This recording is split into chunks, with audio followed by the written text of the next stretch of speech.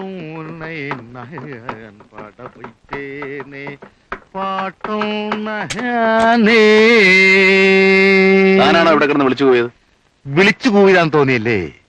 അതെ, അതെന്റെ ആലാപന ശൈലിയുടെ ഒരു ഇതാണത്. അതായത് അതാണ്.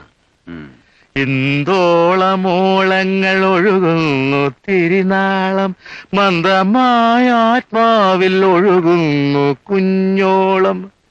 ഞാൻ പാടുമ്പോൾ ശ്രുതി നോക്കാറില്ല, വെച്ച് കീച്ചും. അതെ, രാഗത്തിന്റെ മൂടാണത്.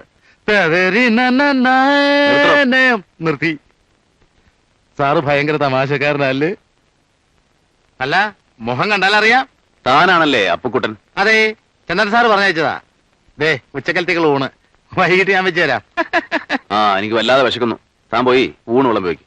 ഇപ്പൊ തന്നെ ഊണ് വിളമ്പിത്തരാം ഞാൻ.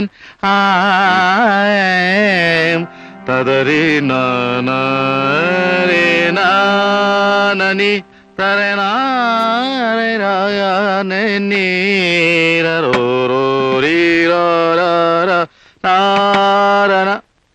ഇയാൾ എന്തോന്ന് സിനിമാ സംവിധായകനാ?